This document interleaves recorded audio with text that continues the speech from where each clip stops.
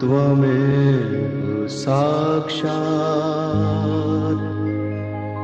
श्री महालक्ष्मी महासरस्वती महाकाली त्रिगुणात्मिका कुंडलिनी साक्षात् श्री आदिशक्ति माताजी श्री निर्मला देव्यै नमो नमः। ॐ त्वमेव साक्षात् श्री कल्की साक्षात् श्री आदिशक्ति माताजी श्री निर्मला देव्यै नमो नमः। ॐ त्वमेव साक्षात् श्री कल्की साक्षात् श्री सहस्रार स्वामिनी मोक्ष प्रदायिनी माताजी श्री निर्मला देव्यै नमो नमः। Hello everyone, welcome to the Learn to Meditate session here in Canberra and Noosa now, so double places. So I'm Chaitanya Fisher, as you can see, and like helping is Anji Mane, and we're going to be talking just after meditation and realization about the Sahasrara chakra, which is it's the seventh chakra and the final one, and it's a very important one. So, Anjali, do you want to start? Just tell everyone about it. Yeah, so the Sahasrara chakra is the seventh chakra. So it's the chakra on the top of our head. And basically when we meditate, like the goal is kind of the Sahasrara chakra. So when we think about the Kundalini, and when we're meditating and we're focusing on putting our attention on our Kundalini, that spiritual energy that starts in the sacrum bone and then rises up.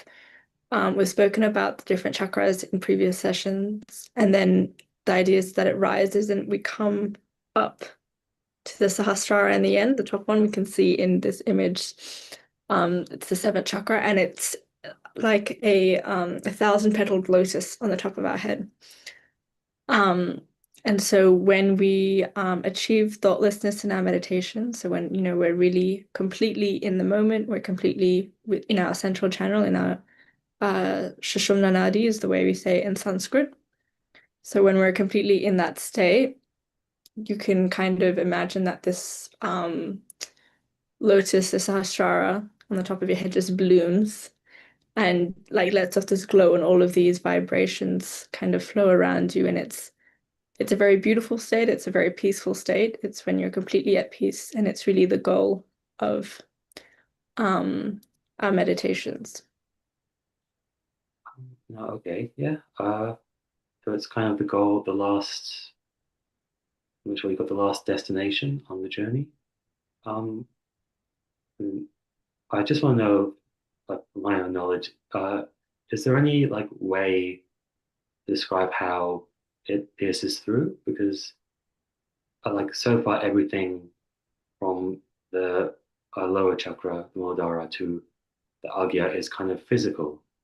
So we can see it goes through kind of like the neck, the heart, the brain, but this one kind of goes above it. Is there any way, and I'll think about this too, that you can kind of describe how it can go from a physical to a not physical thing? Like, Um, yeah, kind of. So, if we think about the physical location of the Sahasrara on the top of our head, it's the fontanelle bone. So it's the bone that was soft when you're a child. If you've touched a child's head, it's soft, like right here on top. And if you look at it physically as well, there's a whole collection of nerves right here. So that physical connection to the Sahasrara chakra is that the Kundalini, which rises to the spine, it's all of those nerves get engaged when the Sahasrara is open. And from there, your attention really moves, like a very powerful meditation, moves beyond the body. And it's when, in Sahaja Yoga, we talk about how we are not this body, we are not this mind, we're the spirit. And so we move beyond the body and we really become the spirit when we're at Sahasrara chakra. I don't know if you have anything to add, Chaitanya. no, I get it. Yeah. So it's kind of like the attention, the spirit moves into the last state, into the brain, and then once it, I guess, because all the nerves are working together, it goes kind of quiet, like it's complete, and the attention just goes outside.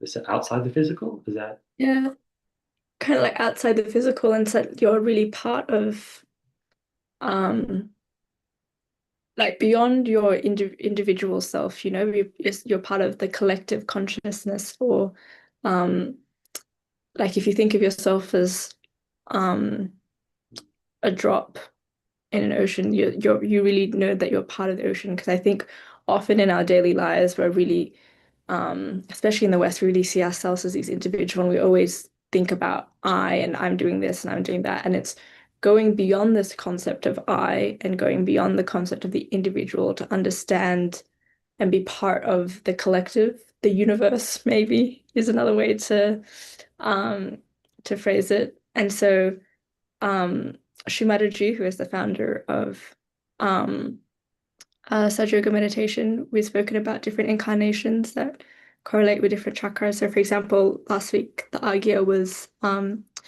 how Jesus or Christ came and was the incarnation for that chakra. So for this, the Sahasrara chakra, Yeah. it was Shri Mataji who came, and the 5th of May, 1970.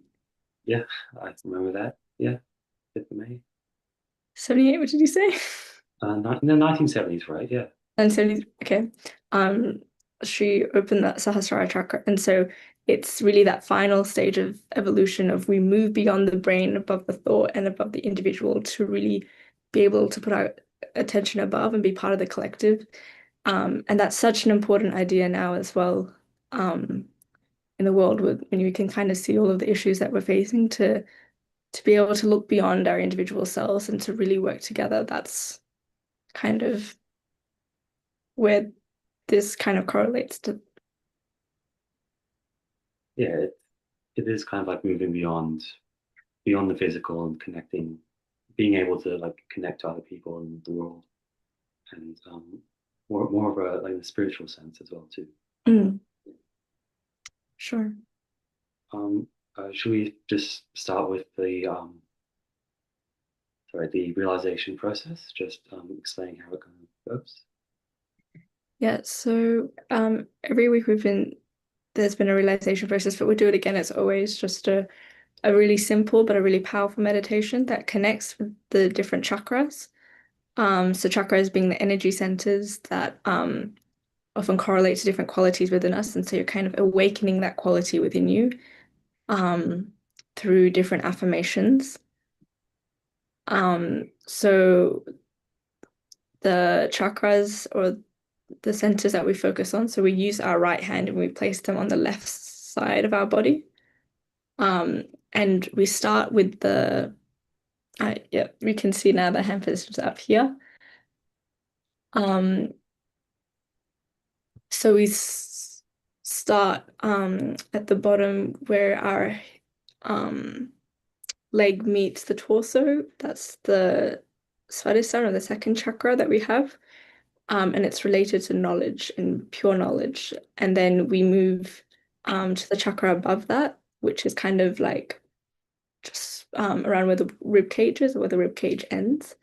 And that's where the quality of mastery, so our ability to like be our own masters, to control ourselves, that kind of thing, those kinds of qualities relate to that center over there. Then the center above is the left heart. And so here specifically, we talk about being the spirit. And when we say the spirit, what we mean is kind of, if you imagine an atom, like the nucleus at the center of the atom, right? Um, it's the kind of the bit in all of us that is kind of the exact same thing. It's, we have our identities and all this stuff going around us, but it's like the purest version of yourself is the spirit. And so we talk about being the spirit, we talk about moving beyond all of our thoughts and all of our actions and all these identities that we've maybe taken upon us, to kind of pull ourselves back to what is really the basic thing that is common also in all of us, which is the spirit. So we um use that chakra. Then we go to the Vishuddhi chakra, which we spoke about 2 weeks ago. So this center on the left side of the Vishuddhi, which is the sixth chakra and is on your throat, or your neck meets your shoulder, that's related to guilt. And we talk about not being guilty here.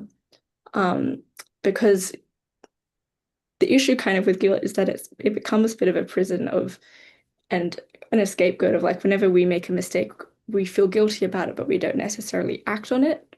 So it's about moving beyond that, so we can evolve beyond that cycle of I did something wrong and guilt, to actually be able to improve ourselves and evolve.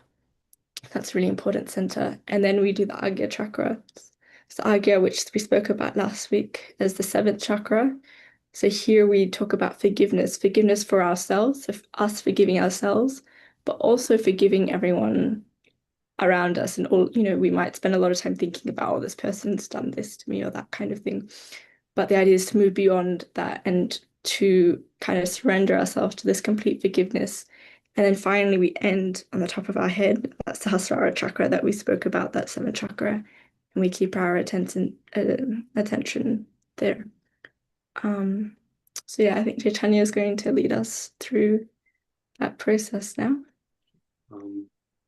Like obviously, as she said, it's very simple, just a few actions and a few words to say as you're doing it.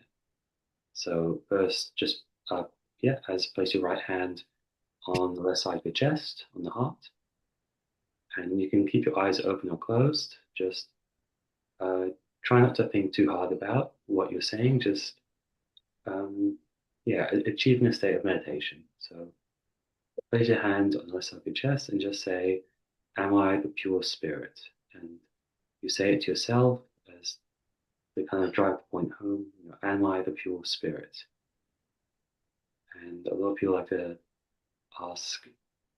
raise the question to a mother. So, mother, am I the pure spirit? Because As we all know, the person who takes care of you is your mother. That's a good way to identify. But just keep it there and say it a few times. And then place it down just under the rib cage on your belly on the left side. So the left side of your belly under the rib cage. Right? And here, just say, "Am I the pure master, or am I responsible for myself?" Say that a few more times.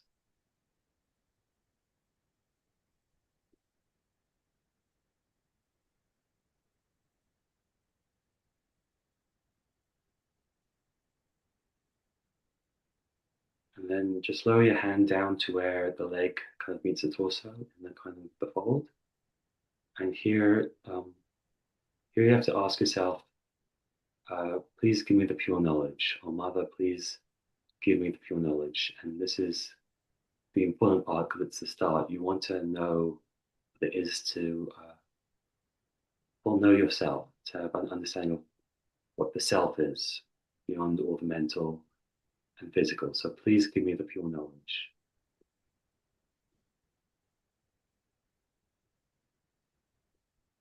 So say that a few more times. And when you're done, just raise it back up once again to the left side of the stomach, under the ribs. And here you have to affirm that you know what the self is, what your self is, and say, "I am my own master," or "I am able to control myself," or I am my own guru, my own teacher."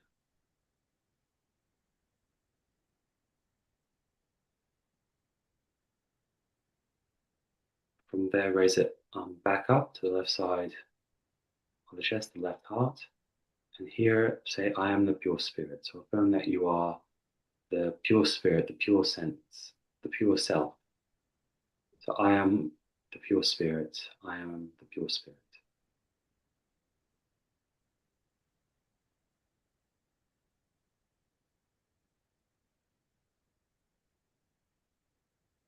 And from there, just raise it up to the left side of the neck. So the Vishuddhi chakra, which is often the part where we store our guilt. So we say someone has a stiff neck if they can't forgive. And it's a good thing to do to kind of like turn the head just a bit to the right side to free up the neck, make it less stiff. And here say, "I'm not guilty." Because until you know yourself, you couldn't know fully whether you're doing wrong. So I am not guilty. I am not guilty.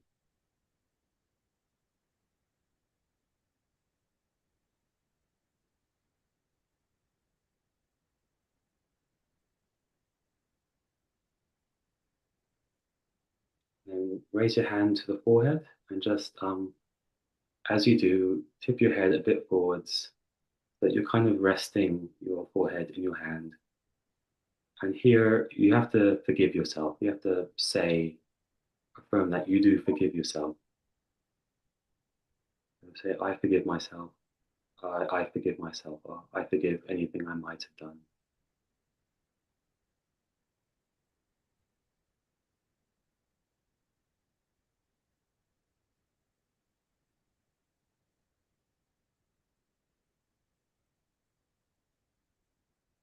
And from there, place your hand on the back of your head.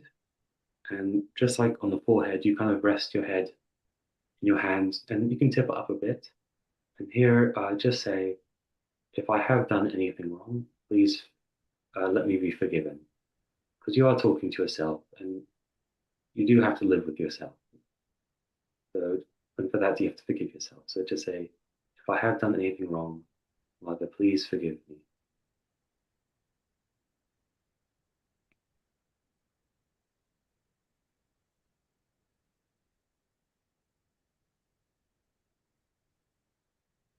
And when you've done that a few more times, just place the palm of your hand on the top of your head, on the crown or the seat of your head, and at the Sahasrara chakra we were just talking about. And just place it there. Raise your fingers just a little bit upwards and rotate it on that point a few times in circles. And here, as all these parts come together, as all the culmination of you learning to know yourself, say, Mother, please give me my realization, or please give me realization of the self. And don't think about it, but do put your attention to that point where your hand meets your forehead. Just ask, please give me realization. Please give me my self-realization.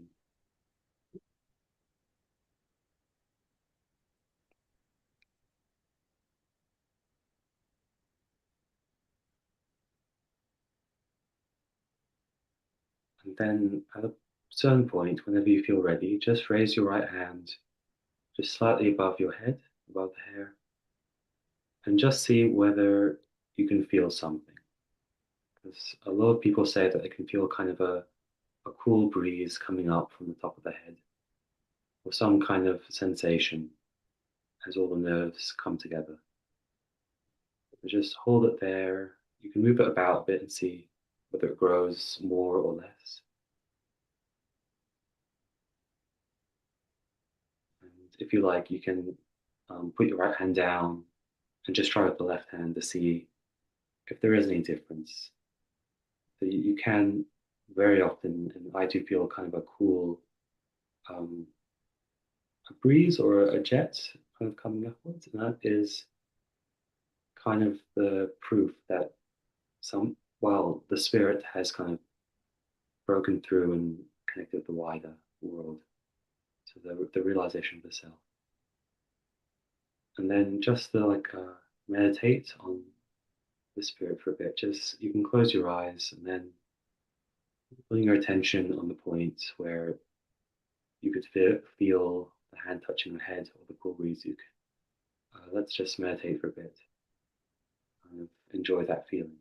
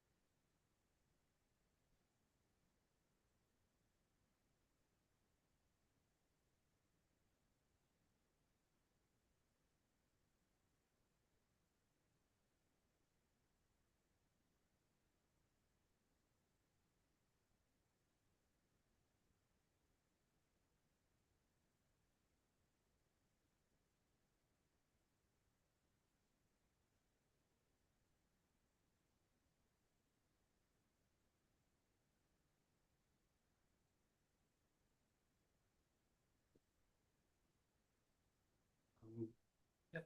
So I hope everyone could kind of feel something, whether it's cool or hot, that there was something kind of connecting through the top of the head, through the Sahasrara chakra.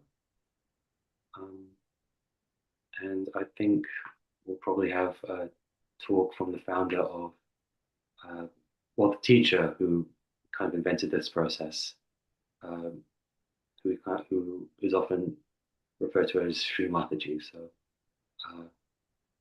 just bear with us and try and get it online in just a sec.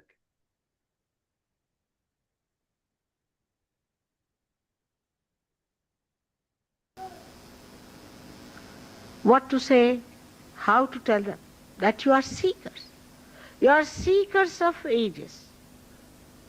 You are a special category of people Even as late as 100 years back, William Blake, the great poet, has said very clearly that men of God will become prophets and they will have powers to make others prophets. It's very clearly said. You all have to become prophets. The powers of divinity, not bestowed by any church or certified by any theological thing, but through the grace of the divine. And then you have the power to make others prophet. So then they will say William Blake was crazy. That's the best way to certify someone like that and be satisfied. So let us understand first of all that truth is what it is. It will not compromise with you. If you have to accept the truth, you have to accept one thing, that it is beyond your mental projection, your mental personality. You have to go beyond your mental personality to perceive it. And then the whole thing becomes logical.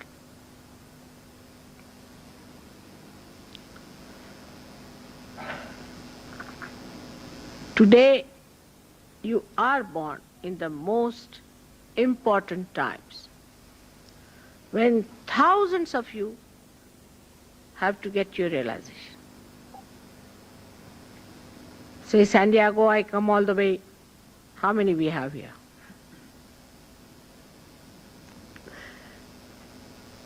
I go to Rome, there are 4,000 people.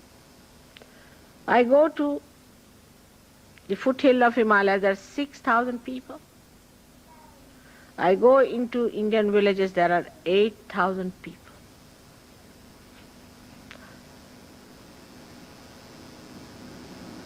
But I must say that there are seekers born in America. No doubt. But they are lost into all these ideas which are just mental projections put forward by someone here and someone there. Now it's a happening that has to take place, the awakening of the Kundalini. Traditionally, it was accepted that the Holy Ghost has to give you your second birth.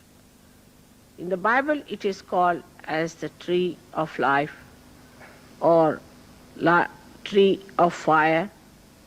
And it said that I will appear before you like tongues of flames, and that's how these chakras look like. In the Quran, it is called as asas, the Kundalini. And he said, Muhammad Sahib talked more about resurrection than about the doomsday. But to them, doomsday is much more important. You can frighten people and make them fanatics. Resurrection part, everybody has tried to forget. Better forget the resurrection part. So he has very clearly said that at the time of resurrection, your hands will speak. If he was the last, why did he talk of the future?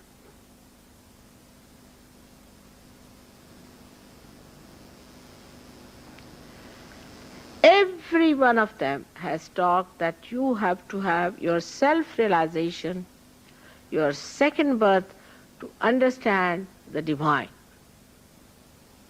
Without that, you cannot understand.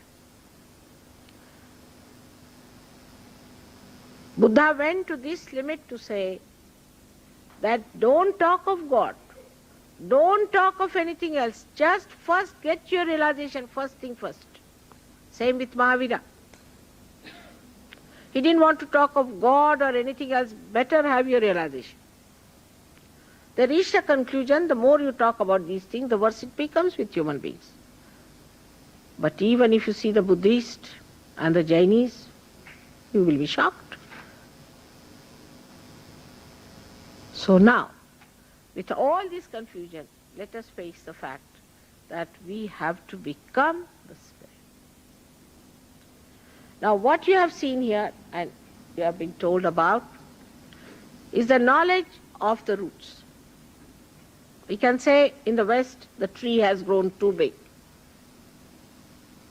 We are not bothered about the roots. That's why every time we get reports, it's shocking, the shocks of the future. We don't know what's going to happen. Suddenly we are going to collapse, or God knows.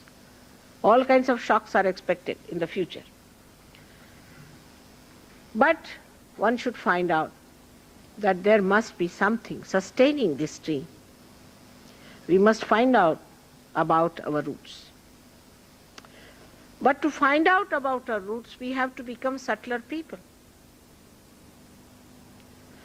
With gross development, we cannot do it. So we have to become subtler person. But this could be also very misleading, because we must understand also how our ascent is going to be worked out. As you see here, on the right side, when we move towards our future, what we call the supraconscious. By moving to the right, becoming futuristic, we lose all powers of the left, which is the emotional side, the past. If you move to the left, you go to another area which is called as subconscious. But beyond the subconscious lies the collective subconscious, which is the dead. Like you had here parapsychology foundation. Unfortunately, I did not know what they were up to. Actually, they invited me, and I went there, and I was shocked what they were doing with this parapsychology business. Was collective subconscious. And to be very frank, I told them the truth, that they are playing with the dead spirits. It's very dangerous. Even Russians are doing that today. As a result, you know, all their presidents are dying suddenly, nobody knows how. It's thanks to parapsychology. But in a way, they are wiser people. Once they are told, they will retreat. They will not find another type of a parapsychology. So, when I said they were very angry with me, they wouldn't like it because they had started a foundation.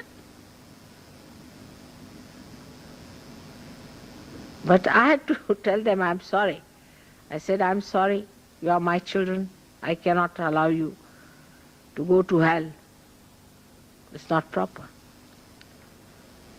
Now that phase is over, now find another phase coming.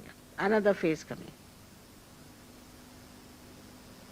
So if you go to the collective subconscious, you are attacked by the collective subconscious. If you go to the collective supraconscious, that's what Hitler did. How did Hitler manage Germans, who were quite sane people?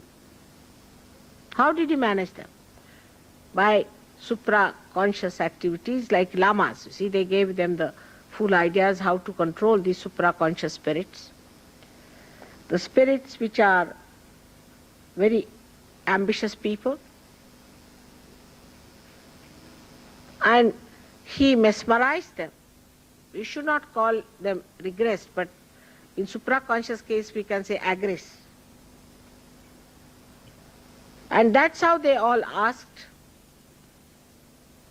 for nothing at all but for power to destroy. Imagine human beings destroying people in the gas chamber, seeing them being destroyed, children, women, old people, young people. Even in the film, if you see one child being killed, you start crying. That's an illusion. We start crying. And there they watched it. Thousands of them. Millions. How could they do it? There must be some barrier. There must be some cover on their eyes, that they had no feelings at all left in them, that they are kith and kin. How it happens is the same supraconscious nonsense, as you have many other institutions which are doing now. This EST is the doing that. East. If you have cancer, you might get cured by EST people. Like if you have cancer, you get it because of the left movement, so you can go to the right movement. But then you might end up with a heart attack. You may end up with a paralysis. Or you may end up as Hitler. So either you move to the left or to the right, and you can say, all right, that is what we felt on our central nervous system. That's not the point. You have to feel the all-pervading power which exists, which does all the living work. We see every day these flowers becoming fruit. But we don't understand. At the right time, these flowers come in. They have their own season. Then they fade away at the right time. At the right time, the autumn comes in. Who does all that? Which is this power? Who manages all kinds of choices and sorting out. Like an Indian will have an Indian child, a Chinese will have a Chinese child. Who does all that? That's the power, which is all-pervading power, which is integration of all these three powers here which are shown. On the left-hand side, as I said, is the power that caters to your subconscious, is the power of desire. We call the channel as Ida Nadi. The right-hand side is the power of action, which we call the channel as the Surya Nadi, is the channel of the sun. Left side is the channel of the moon. And in the center is the channel by which we have become human beings. How? By sustenance of our valencies. Like carbon had 4 valency and human beings have 10 valencies. And when Moses talked of 10 commandments, he said, if you are a human being, you better keep your 10 valencies intact. That's what it is. As simple as that. So the sustenance within us which has worked so far is of 10 valencies. But why the balance? Why should we balance the left and right? Apart from the fear of getting into troubles, what's the purpose is that without balance you cannot ascend. If you have to ascend, then you must have a balance. But thanks to Sahaja Yoga of today, that you don't have to bother to balance or do anything of the kind, because the 7th center is open now. With the opening of the 7th center, it has been achieved that Kundalini can rise, you can get your realization. Whatever you may have done in the past, whatever may be your mental level, whatever may be your emotional level, whatever you might have done to destroy yourself, still you can get your realization. The reason is, you have to see in the little light yourself. Even if there is a little light, one can see what's wrong with you, with yourself. But if somebody says, don't do this, supposing somebody is holding on to a snake, you say that you are holding on to a snake, throw it away, but it's darkness. He says, why should I throw? It's not a snake, I'm going to carry it.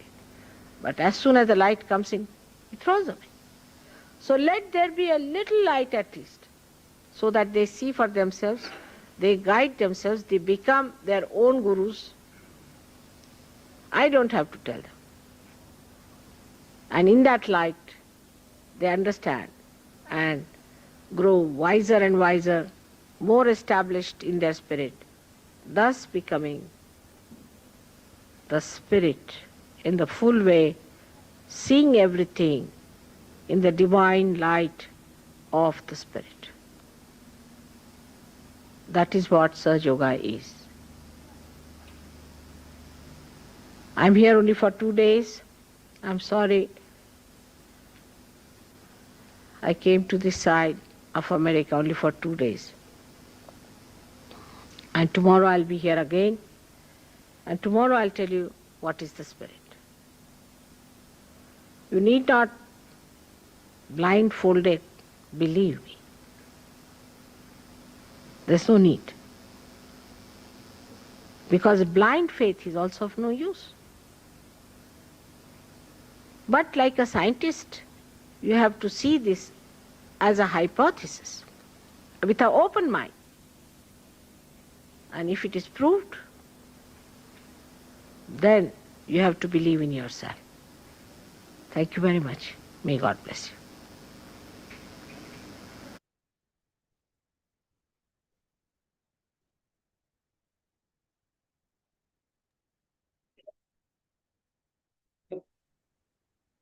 Obviously, a very powerful speech about getting the Sahasrara and what it can do. There's also another practice that can help kind of keep the six centers and the seventh before the six centers before Sahasrara are clean and kind of balanced. So that way it's easier to get to the Sahasrara consistently week after week. So we just call it balancing. As you probably saw before, there's two sides, the left and the right side, both of which control kind of the forces to go forwards or to kind of go backwards and kind of rest and recuperate. So I'll just ask Anjani to explain like a very simple kind of technique to help balance both the left and the right side. And then it can also really help meditation as well. Yes, so as was said in the talk, we have these different, like in addition to our 7 chakras, we also have these 3 channels. And so when we balance, part of the idea for when we meditate is we kind of use the elements around us to balance ourselves. And it's kind of that idea of, if you go for a walk, for example, if, you've got a lot going on, but you just go for a walk in the nature, in the bush, and after that you always feel a lot calmer. And so it's that idea that when you engage with the elements, actually puts you, kind of resets you, or if you go for a swim in the ocean, for example, you always feel really refreshed afterwards, because it's that idea of using the elements to kind of balance that subtle system within you, to bring yourself to that central channel. And it's a really easy and effective way to meditate. Say if you don't have a lot of time to kind of go through all of your different chakras or the different energy centers, you can just engage with those 3 channels, even during the day.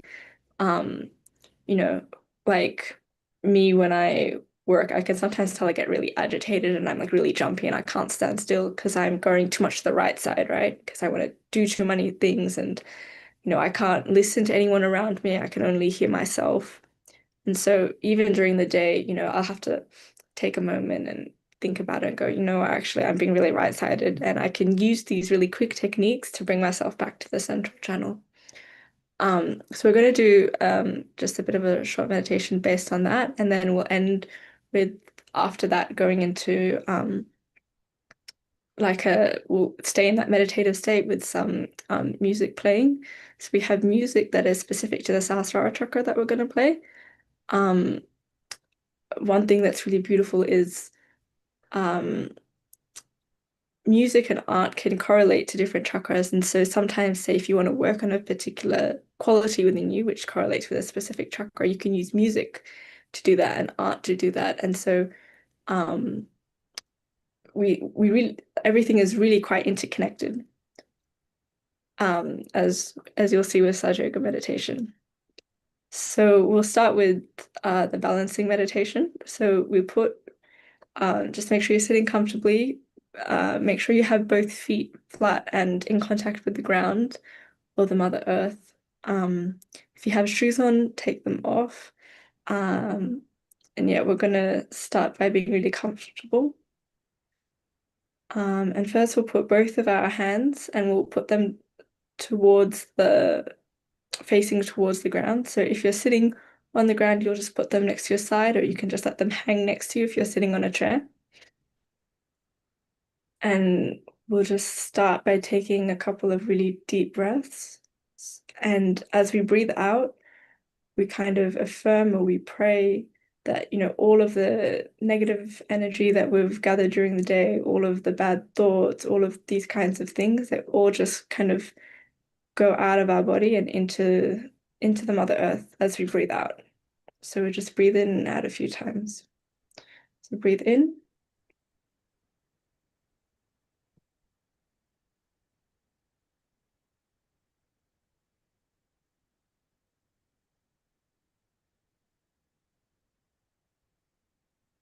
And out.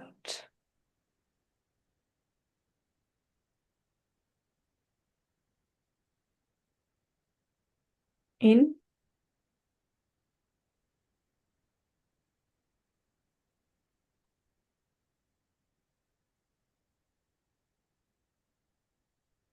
And out.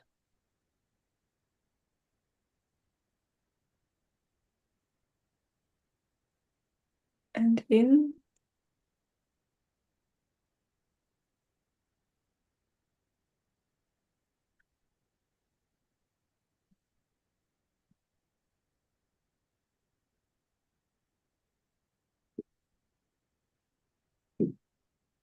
And so as we center ourselves, as we connect ourselves with the earth element, and through our breathing with the air element as well, really start to center ourselves for the meditation.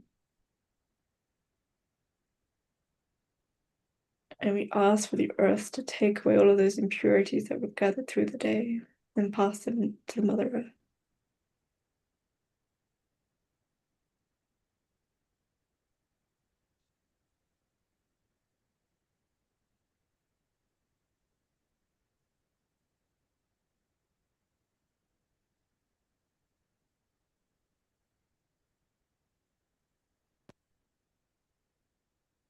So now we'll leave that right hand where it is, but our left hand we'll just put on our lap facing up with the palm facing upwards.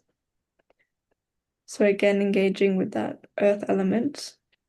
And now we focus on our left side. So this is the channel that is related to our desires, to our emotions.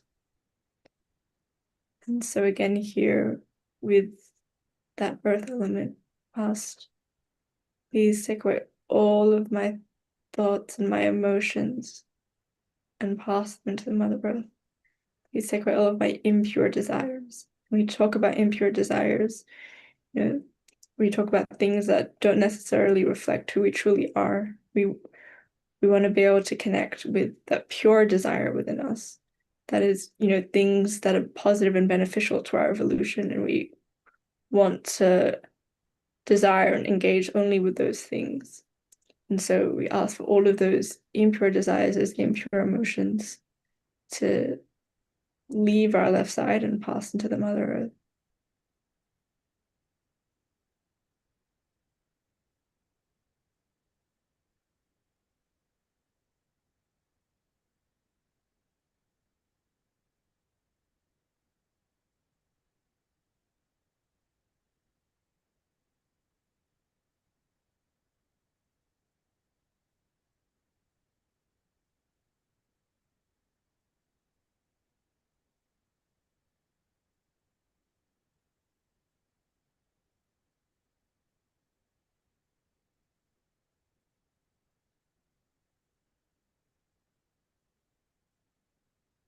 Now what we can do is put our right hand on our lap in the same position that our left hand was in before, we'll raise our left hand like this so that your fingers are pointing towards the sky.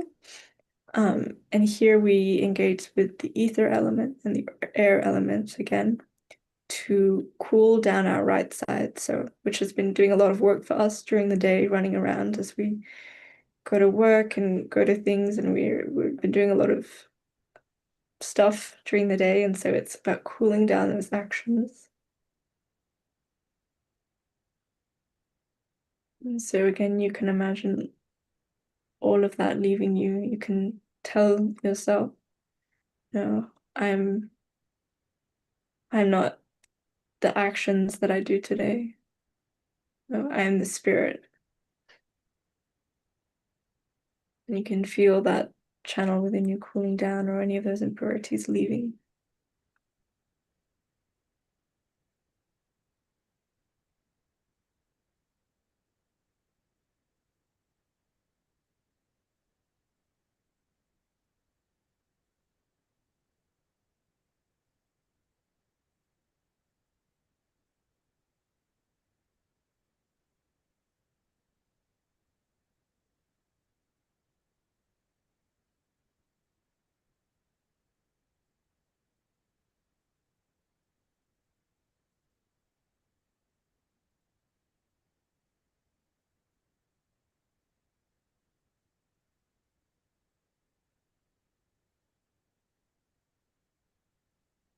And when you're ready, you can put both your hands back on your lap. So now that we've balanced and focused on these two channels to calm them down and take out any negativities, any bad energy that might be affecting those channels, we now focus on the Sushumna channel, so the channel in the center, and we can imagine bringing our attention all the way through that Sushumna channel and on the top of our head, that Sahasrara chakra that we spoke about. And here we're really our true selves, and we're not reacting to anything, where we can just watch things around us, and we're not affected by what other people think about us, or even what we think about ourselves. We're just simply in the present moment and can now really be our true selves. So in this state of peace, the state of thoughtlessness, with our attention here, we can just meditate.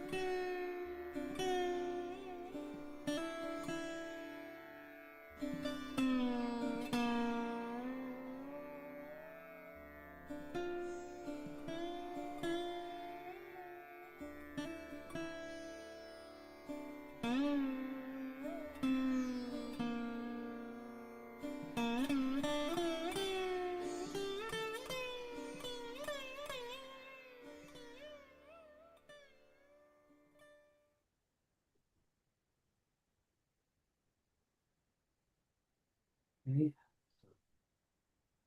Thank you, Anjani, for helping us go through the clearing and a very nice meditation. We'll just try and show, before we start to wrap up, how to do a bandhan, or like a bond of protection, like similar to the techniques we had before. This is just to kind of just help protect the self when you're finishing meditating or starting it. And I'm realizing this is going to be a bit difficult on Zoom, but I'll try and describe it as I go. So just with your two hands, hold the left one in front of you, just steady, the palm facing towards you, and with the right hand, just move it over clockwise directions, going upwards from the base. And when you get to the top of the head, just start moving it into a very basic knot and pull it tight. And then after the first time, we do it again.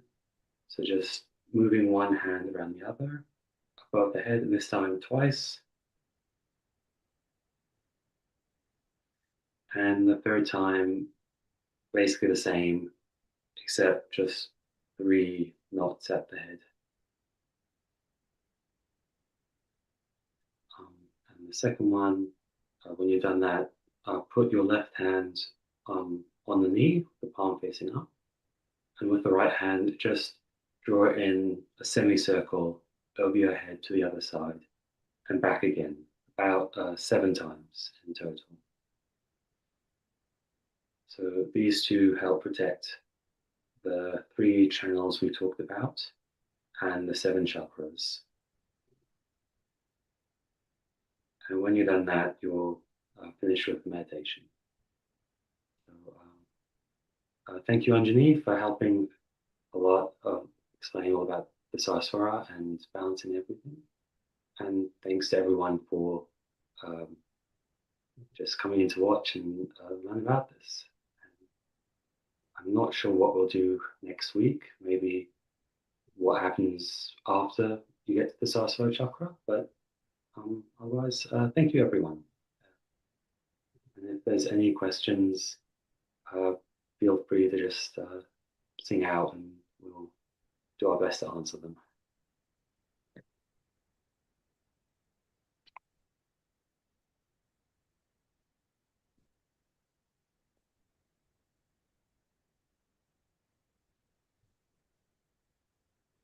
Otherwise, I think that should be it for this week. So thank you and good night. There might be some music too if you want to keep meditating.